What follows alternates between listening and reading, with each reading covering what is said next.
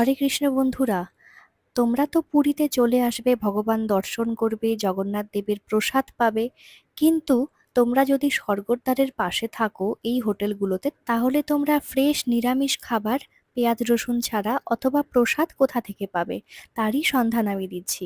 এই যে স্বর্গদ্বার, এটা পার হয়েই তোমাদেরকে যেতে হবে 100 থেকে 200 মিটারের মতো, হেঁটেই যেতে পারবে। সেখানেই আছে ইসকন মন্দির।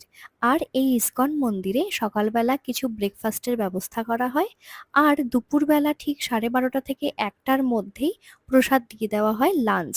এটা চলে 2টো পর্যন্ত। আর তার কুপন হচ্ছে 120 টাকা। আর রাত্রিবেলা হয় 8টা থেকে 9টা পর্যন্ত, তার কুপন হচ্ছে 100 টাকা। তোমাদেরকে গিয়ে সাথে সাথেই তোমরা কুপন কাটতে পারবে, আগে কাটার কোনো দরকার নেই। আর ইসকন মন্দিরে যেভাবেই কীর্তন হয়, যা কিছু হয়, আরতি, সব একই টাইম মতোই হয় মায়াপুরের মতো।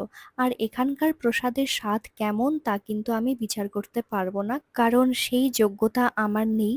এই ভোগ ভগবান নিজে গ্রহণ করে তার কৃপা দৃষ্টির মাধ্যমে মহাপ্রসাদ করেছেন, যা আমরা গ্রহণ করছি।